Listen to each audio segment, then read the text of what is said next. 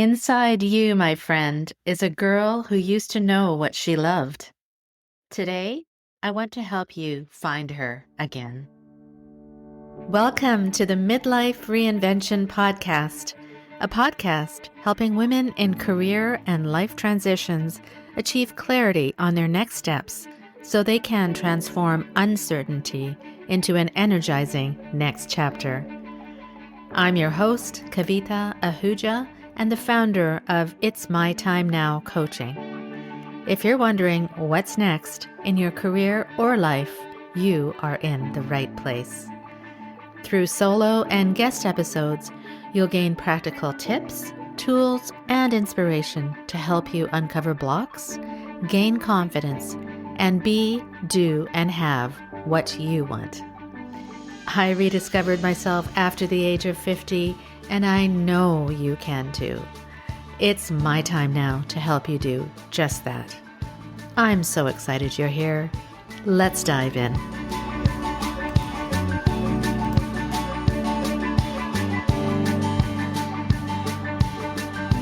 Welcome back to the Midlife Reinvention Podcast. It's your coach, Kavita, with your Thursday check-in. On Monday, I told you about the dreamer girl I was. And if you didn't listen to the episode, you can go back to episode 310 for the whole story. This is the girl who read books past her bedtime and wrote stories on scraps of paper. The one who went quiet during the playbook years of my career and family life. Today, I want to talk to you about her some more because she is not only my story, she's yours too. If you've been listening to this podcast for a while, you know I love the concept of Ikigai.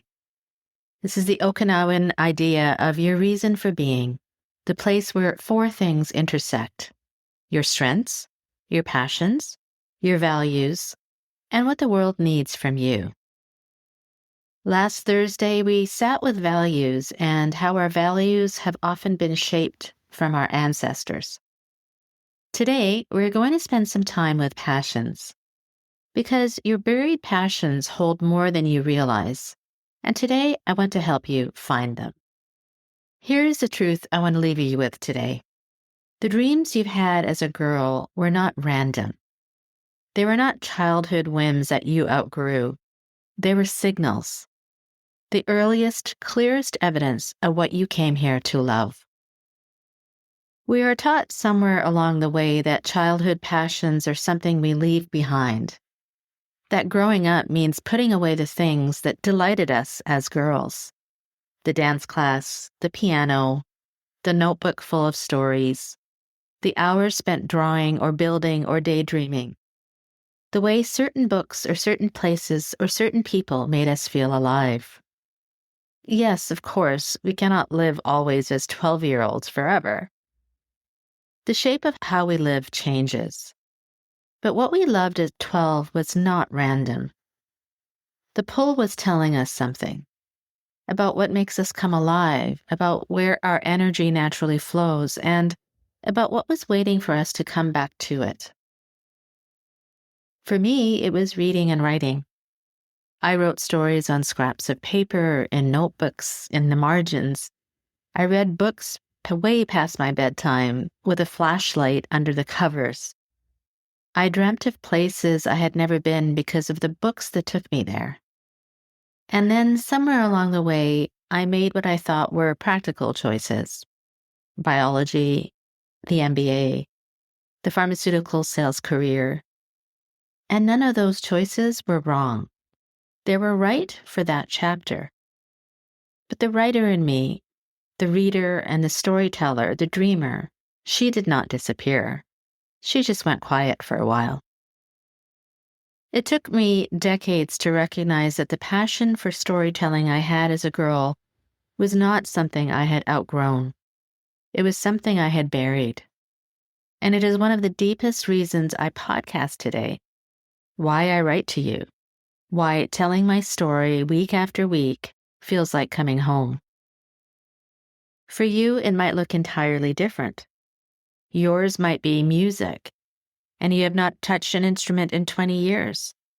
Yours might be animals, and you have not made space for one in your adult life. Yours might be teaching the younger kids in the neighborhood, and you ended up in a career far from that. Yours might be building things with your hands, and you sit at a screen now. Whatever it was, the pull was real. And the pull is still real. It is buried under what the playbook said you should be doing instead. So here is a shift I want to leave you with. Recovering your buried passions is not nostalgia, it is reclamation.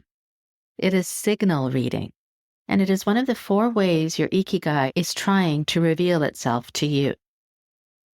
And here is the freeing part. Your buried passions do not have to become your career. That's not the point. The point is that recognizing them tells you something about your own internal compass. Once you know what energy is, you can bring it more of that into your life through your hobbies, through your relationships, through how you spend your weekends, and sometimes through your work. The girl who loved music can pick up an instrument again on a Tuesday night. The girl who loved animals can volunteer. The girl who loved building can build.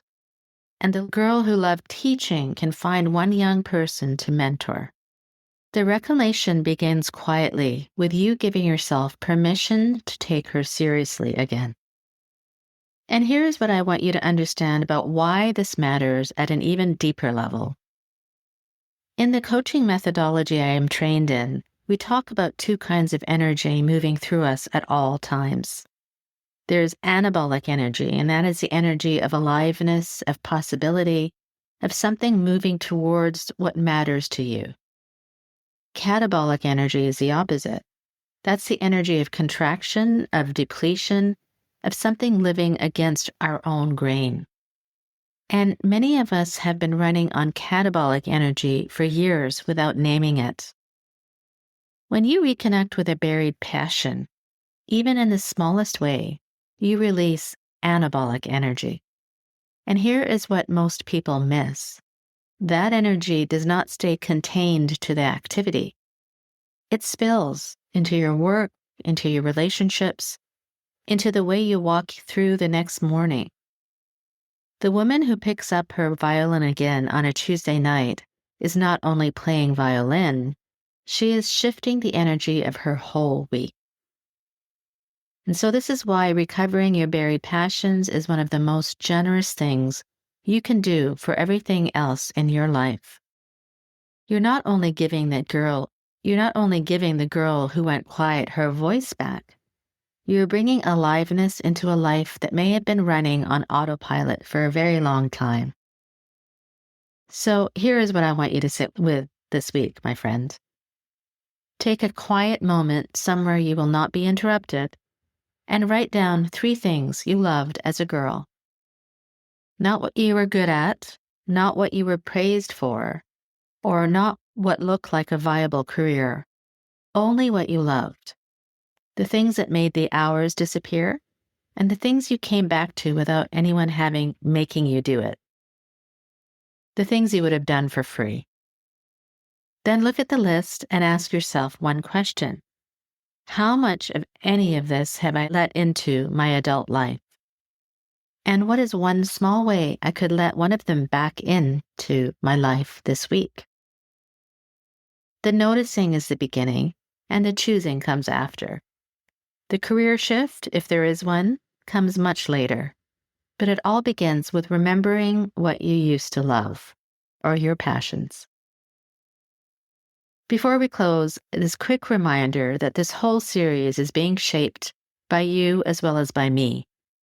If a question is arising in you about my journey or your journey, the dreams you have buried, or the chapter you are sitting in, send me an email at kavita@itsmytimenowcoaching.com. I'm answering listener questions throughout my series of this My Story series. Ask me anything. So I'll see you back here on Monday when my guest Deborah Knight joins me to share her own reinvention story. Listen for the echoes between her story and the playbook you may be wrestling with right now. And remember, my friend, you get to decide what comes next. So say it with me and say it with confidence. It's my time now.